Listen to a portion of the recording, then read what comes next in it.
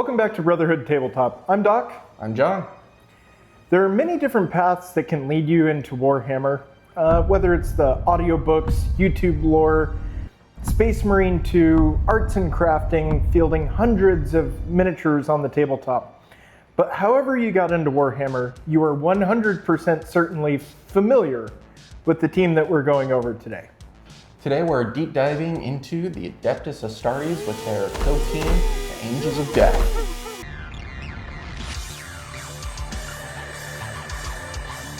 These are the classic Primaris Space Marines, poster child for Warhammer 40k. And they are really the reason everyone mostly knows 40k. This team is likely a starter position for most people getting into Kill Team. But it's also a team that a lot of people rely on because it's an easy team to learn. So today we're going to go over Operative Selection rules, the operatives and what they do, ploys, equipment, and a couple of tips and tricks to get you started if you've picked up this team and you want to learn how to play it. This video will help get you going, and you'll be better off than attempting to just field units and yell "For the Emperor," or put the captain out with his buddies and hope that they go burr with their chainswords. So follow along as we get into the insides of the team. Grab your purity seal and swear your oaths and moments. Let's get into them. Angel of Death is a 6-man kill team. It's 1 leader, 5 others. The archetypes, which are the attack ops you'll be using, are Seek and Destroy and Security, which is Games Workshop's very nice way of telling you to go out there, hold the center, and just kill. Hence the names Angel of Death. So you have 2 leaders to choose from, a captain and a sergeant. Now the sergeant can be kitted out with a couple of different variants. You'll see the card on screen now. You can choose how you decide to build them. And we'll get into each of the operatives and their weapons here in a moment. But it's important that you know that you've got to pick a leader and 5 operatives to go with him. You can only take 1 of each of these type of operatives, and it used to be that you couldn't bring the sniper and the gunner, but now you can. They've errated that, so you get to bring them both. Good for you. The only one you can take multiple times is the warriors. Otherwise, it's 1 per. Don't waste your slots on warriors. I don't know how many times I have to say it. So now that we've gone through the operative selection, you've got the 6 men that you're going to take to the table. We'll go through the army rules. So the first rule is the Astartes rule. A couple of different armies have this, but this is important for you to know. So during their activation, the Angels of Death get to do a double fight or a double shoot. They get to pulverize their enemies into dust, and yeah, it feels a little unfair because it kind of is, but utilize this every chance that you get. There's also a caveat there that if you're double shooting or shooting twice, they both must be with bolt weapons, and there's some exceptions in there for the sniper rifle and the heavy bolter, and if you're going to use those, it is going to cost you an extra APL to use either one of those twice. But other than that, bolt weapons are fair game. Shoot them twice, smack your enemy twice. The second rule is chapter tactics.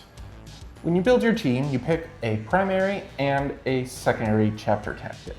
These apply to the whole team, and in campaigns and tournaments, you keep them the pair throughout the tournament. However, they do have special rules to swap out their secondary with a strategic ploy. Here are the 8 options. 1, aggressive. Melee weapons gain rending. Second one is dueler. So when fighting or retaliating, each of your normal successes can block 1 unresolved critical success. Unless the enemy uses brute. Well, there's that. 3 is resolute. Ignore changes to the APL and you're immune to shock. The 4th one is stealthy. When you're shot, if you can keep any cover saves, you get 1 extra, or you can turn 1 into a critical success. The 5th one, mobile, lets you fall back for 1 less APL, and you can charge when you're already engaged with someone else.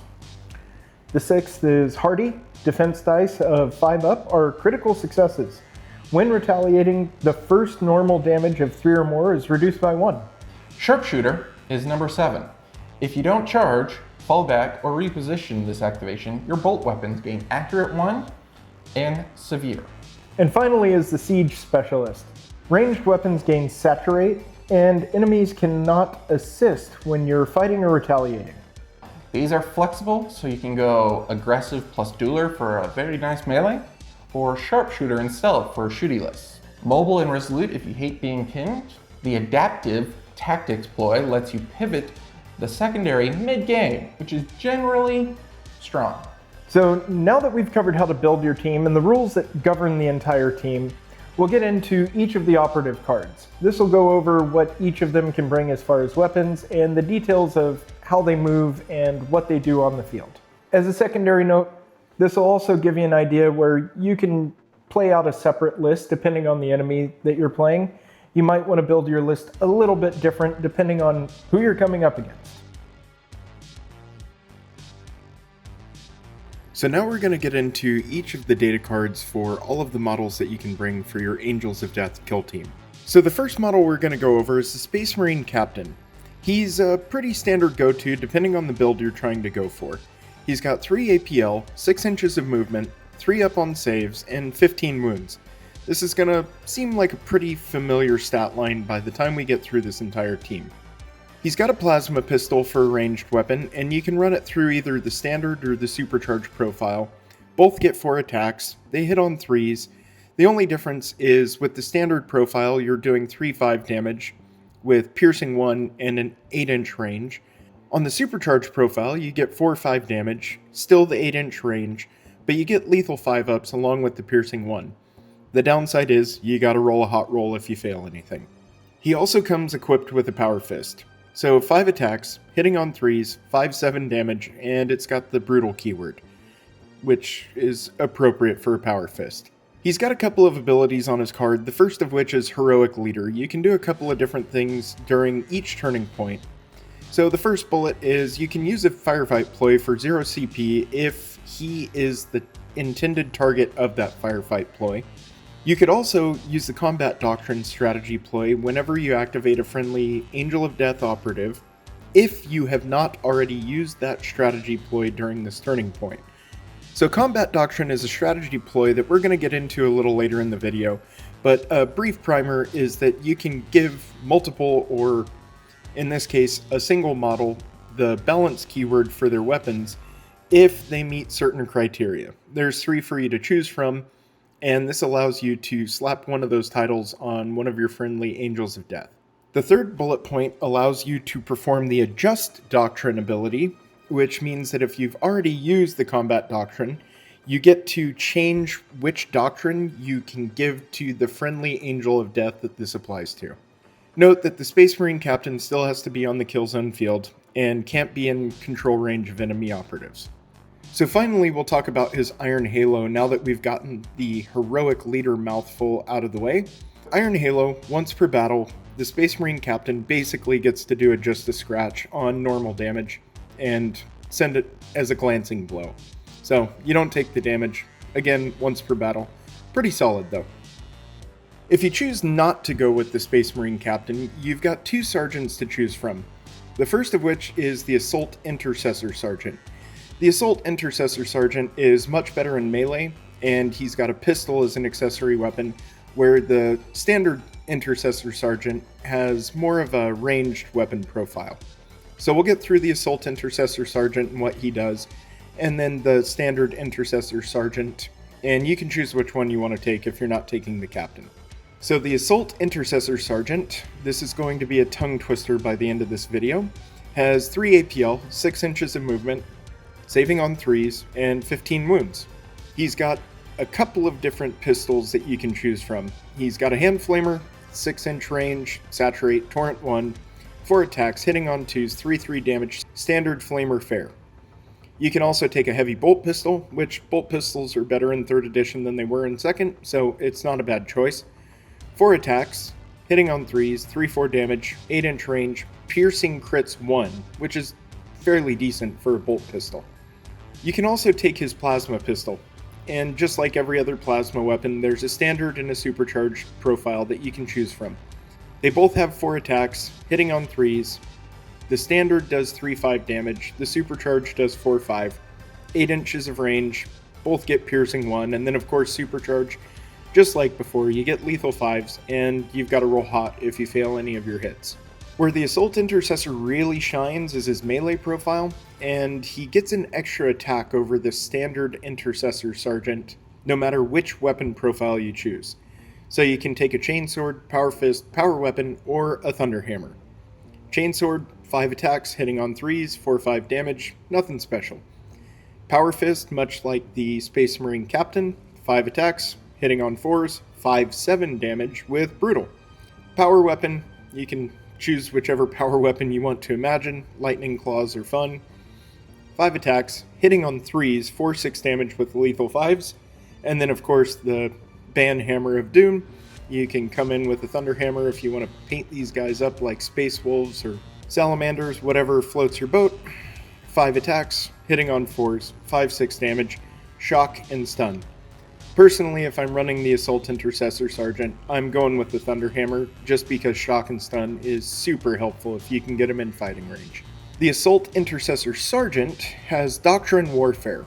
So there's 2 bullet points, and you can do each of the following once per battle.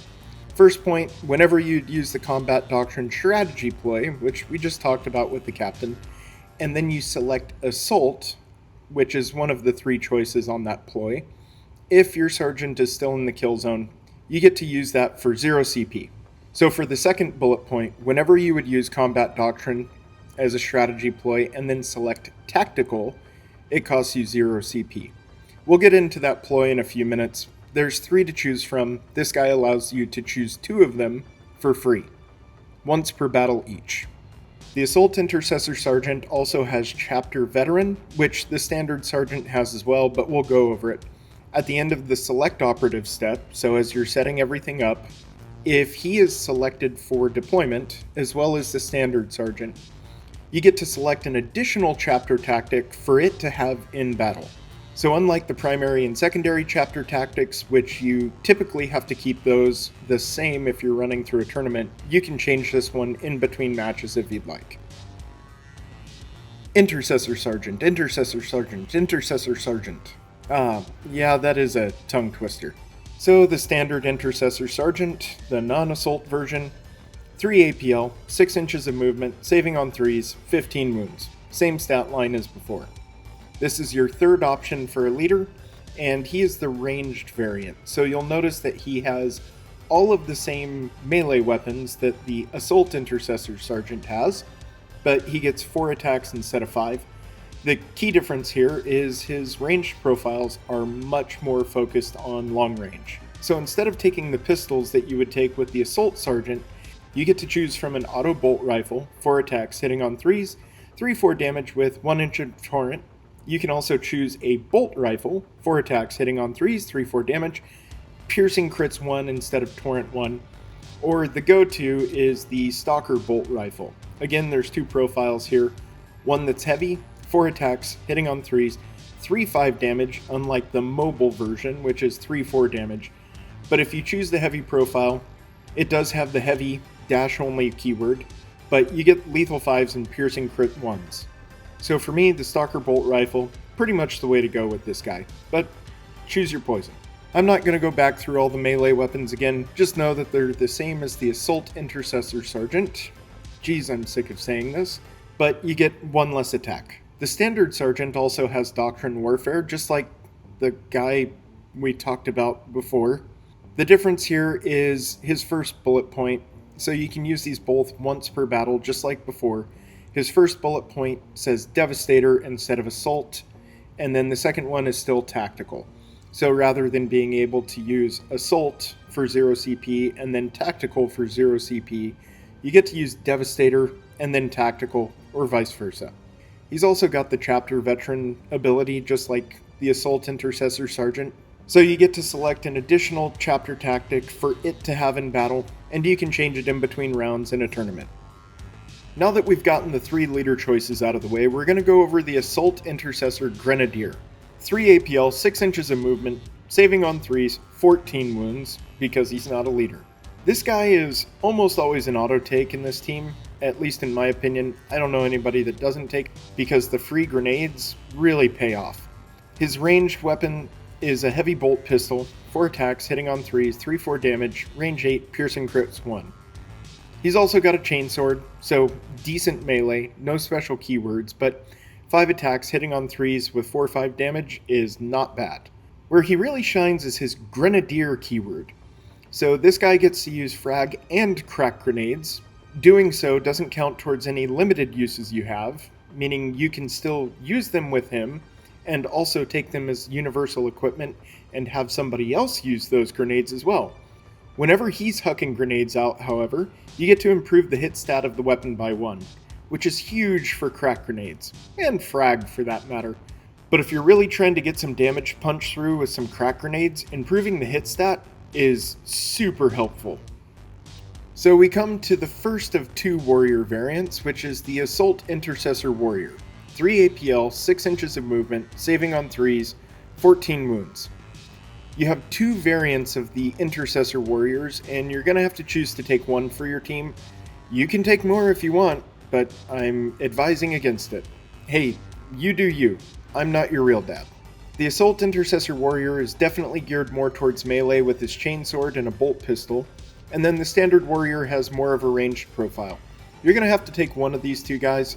Again, you can take more if you want, it's just probably not going to feel very good at the end of the match. We'll go over the ranged Intercessor Warrior at the end of the list, but here's the Assault version, and you can decide which of the 2, or more, you want to take with you. Next up, we got the big boy, the Heavy Intercessor Gunner. Gravis armor all the way around. Almost a walking tank. This guy has 3 APL, 5 inches of movement instead of 6, saving on 3s, and he's got 18 wounds. He's a beefcake. So the Heavy Gunner has a bolt pistol, which is cool because you can still use the Astartes rule and fire it off a second time if you don't want to spend the extra APL. 4 attacks, hitting on 3s, 3-4 damage, 8-inch range. But where this big fella comes in and saves the day is with his Heavy Bolter. There's 2 profiles to run from, Focused and Sweeping, both have their place. The Focused profile gives you 5 attacks, hitting on 3s, 4-5 damage, and then piercing crits 1. Sweeping is 4 attacks, hitting on 3s, same damage profile of 4-5, piercing crits 1, but you've got a 1-inch torrent.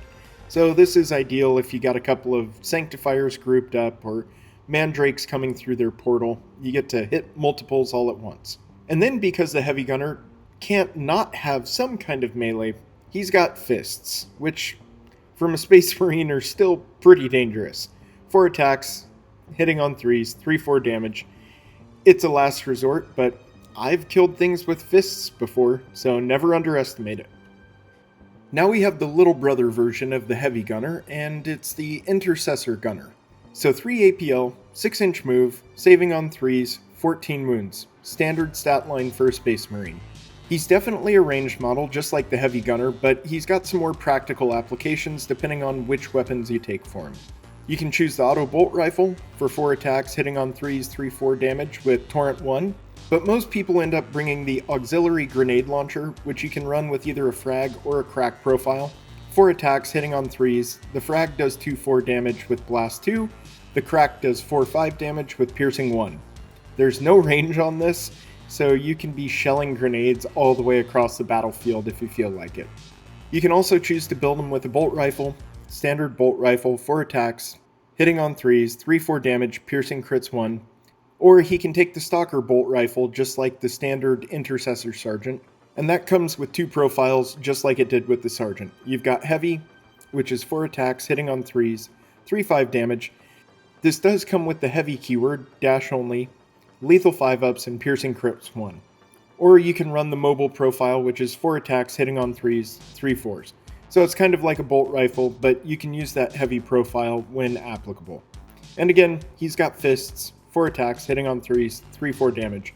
Again, I'm gonna note, don't underestimate the fists. Plenty of things have died to Space Marine fists. Now we're gonna go over the Eliminator Sniper, which again is probably an auto take in most lists.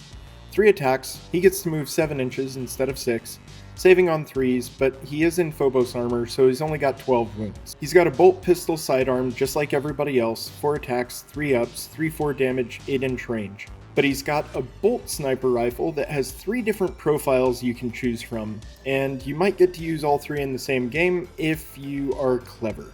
So the executioner shot is 4 attacks hitting on 2s with 3/4 damage. Now this does have the heavy dash only keyword, but it's also got saturate, seek light, and silent.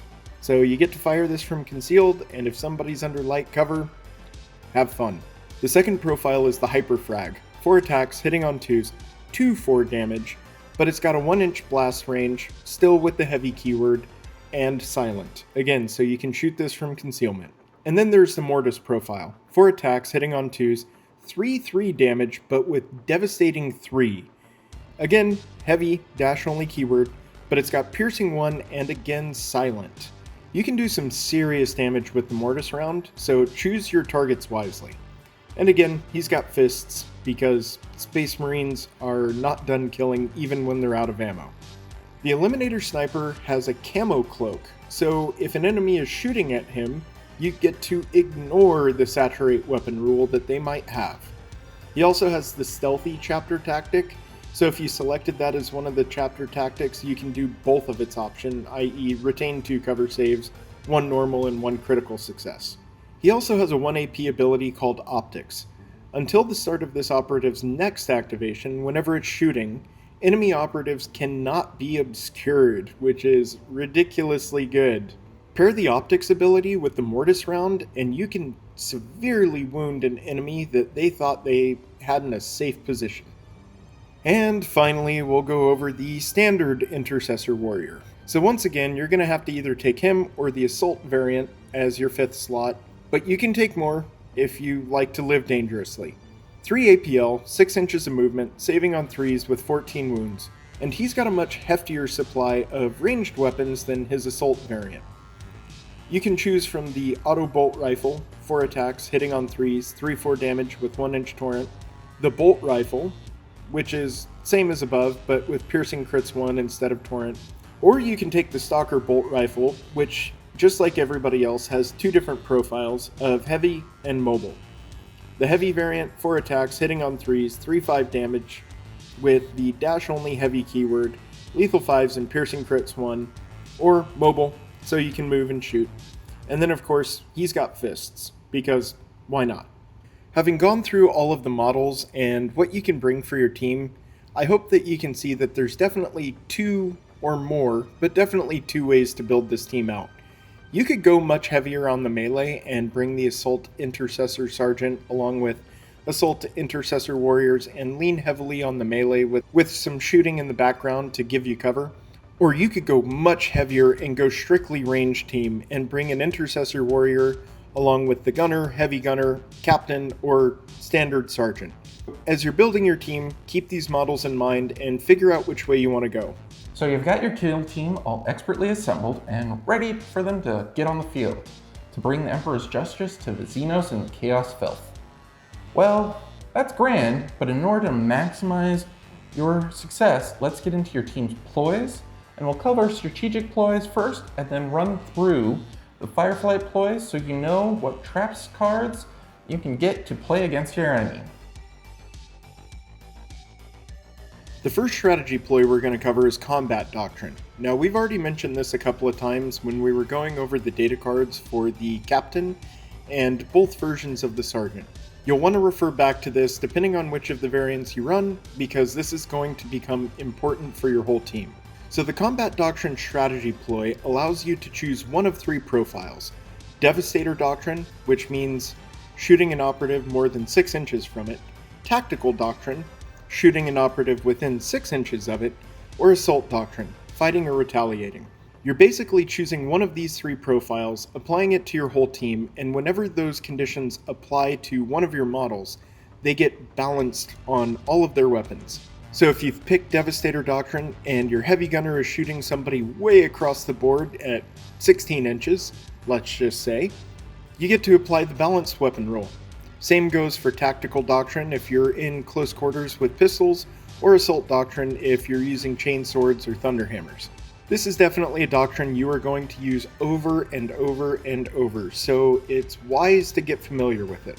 And the second strategy ploy we're going to go over is, "And they shall know no fear." Basically, whenever one of your Angels of Death are injured, you get to ignore all of the stat changes, including their weapon stats. This is certainly more applicable in some games than others, but you can usually see the damage coming before the turning point starts and plan accordingly by playing this ploy. Remember those chapter tactics we talked about way back in the beginning of the video as the faction rule, where you have to choose a primary and a secondary? Well, adaptive tactics, which is going to be one that you use pretty frequently, allows you to change your secondary chapter tactic. Note that this only applies to the end of the turning point, at which point your original secondary comes back, but hey, you can always use adaptive tactics for the next turning point as well. This is another one you're going to want to keep in your back pocket. You're going to use it often. And the final strategy ploy is Indomitus. So whenever you're being shot at, if you roll 2 or more fails, you get to discard one of them to retain another as a normal success instead. So if you've got terrible dice rolls like I do, this one's going to be pretty important for you. The first firefight ploy we're going to go over, and one that you're probably going to use often, either by means of doing it for free through the captain or spending the CP to make it happen, is the Adjust Doctrine firefight ploy. So if you chose a combat doctrine for this turning point, you get to change that combat doctrine you selected for whatever model that you just activated before or after he performs an action. This allows you to give a model the balance keyword on some of his weapons, even if he's not in the middle of actively gaining that combat doctrine. So if you've used the Devastator Doctrine, and you know that you're about to charge into an enemy with the Chainsword, you can use this firefight ploy to give that Assault Intercessor, surely it's an Assault Intercessor, the Assault Combat Doctrine, and now he's got balanced on his weapons. The next firefight ploy is Transhuman Physiology. This firefight ploy gets used whenever an enemy is shooting one of your Angels of Death. In the roll defense dice step, you get to retain one of your normal successes as a critical success instead. Pretty standard ploy, but it can get you out of a pickle if you need it. Now we have the firefight ploy Shock Assault. So if you have one of your Angels of Death charging in and fighting within the same activation, at the start of the resolve attack dice step, you get to give your melee weapon the shock weapon key rule, and also the first time you strike during that sequence, you get to inflict 1 additional damage. You're definitely going to end up using this with your Assault Intercessor Sergeant or your Assault Intercessor Warrior if you're going in with a chainsword or a power weapon, but this can also be used on fists, which is a lot of fun, and I've seen it done. So keep that in mind. And finally, we have the Wrath of Vengeance firefight ploy. This ploy is going to get used whenever one of your Angels of Death is counteracting. This allows them to perform an additional 1 AP action for free during the counteraction, but your 2 actions must be different. So you can't shoot twice again. You can fight and move, or shoot and charge, anything like that, but they can't be the same. Alright, so we've covered the ploys, but no Astartes is complete without a fully kitted out set of equipment. The Angels of Death get to use universal equipment like every other team, but they do have faction special equipment. We're going to get into that as well. That way you know which to bring and which to leave home for each fight. Our first piece of faction equipment to go over is Purity Seals, and this comes up a lot with Space Marine teams. Once per turning point, whenever an Angel of Death operative is shooting, fighting, or retaliating, if you roll 2 or more fails, you get to discard 1 and retain the other as a normal success instead. This, coupled with the Indomitus strategy ploy, makes the Space Marines much beefier than they already are.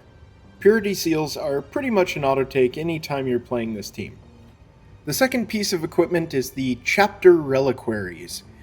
So you get to use the Wrath of Vengeance firefight ploy for 0 CP if that friendly operative has an engaged order. Again, this is pretty much an auto-take, especially when Wrath of Vengeance is good on its own. Any team that gets to use a lot of their own ploys, strategy, or firefight for 0 CP is a menace on the board, so you're probably going to want to bring this one with you. The next piece of faction equipment is tilting shields. So whenever one of the Angels of Death is fighting or retaliating, after your opponent rolls their attack dice but before they do rerolls, you get to use this thing. If you do, your opponent cannot retain attack dice results of less than 6 as critical successes during that sequence. I.e., this means that lethal 5-ups are no longer lethal 5-ups. It's not useful in every situation, but it definitely has its use when you're in melee combat. And the final piece of faction equipment is Auspex. Once per turning point, whenever one of the Emperor's Angels decides to perform a shoot action, and you select a valid target, you get to use this rule. And if you do, until the end of the activation or counteraction, any enemy operatives within 8 inches of that friendly op cannot be obscured. This is a pretty decent piece of equipment, but it's going to depend on how you've built your team and which team you're playing against, whether this is really going to come into play very often for you or not. If you've got other equipment that you plan on taking, like ladders, smoke grenades, or extra crack grenades to pair with your grenadier, you might leave this one at home, but again, it just depends on the matchup that you're in the middle of. Angels of Death win by being hard to kill and very efficient with their very limited amount of activations. You have fewer models, so you have to make every activation count. Before we close out this video, we'll cover a few useful tips and tricks that will serve you well as you bring your Angels of Death to the field. So first up, combat doctrine. Use this anytime it makes sense. Balanced makes every shot count. Decide early if you want to lean into melee, shooting, and pick chapter tactics accordingly. Aggressive and plus dueler, or mobile for melee. Sharpshooter plus stealth, or siege specialist for shooting. The Grenadier is almost always an auto take in my opinion. The free use grenades and the improvement in the grenades makes him worth it in almost every matchup. Throwing better crack grenades is always nice. Yeah, and multiples of them. Don't be afraid to double fight or double shoot. That's the whole point of being Astartes. Use your APL accordingly. Use your counteracts aggressively. You get to counteract with a conceal order, so leave people hanging out where you get to use them as you're running through the last of your team on counteracts. Also, protect the captain or sergeant. Having a free access to a ploy or extra tactics really helps multiply your strength. It can swing the game. So there we have it. The Angels of Death. Elite, flexible, really hard to kill, and a lot of main character energy, which, to be fair, the books, models, video games, various forms of media, all of it supports that main character vibe. It's well earned. If you run them, please drop your favorite chapter and chapter tactics in the comments below. I want to see some interesting picks and why, please. So if this helped you learn how to play the Angels of Death and you've gotten through your first game, like, subscribe, and ring the bell for notifications so that you know when our next video comes out. Our next video, we're going to go over how to beat the Angels of Death. Until then, stay in cover, double shoot when you can't, and hope you can always keep to those 3-up saves. So this has been Brotherhood Tabletop for the Emperor. And may the dice gods always be in your favor, because they're not mine. See you out there. Everyone have fun.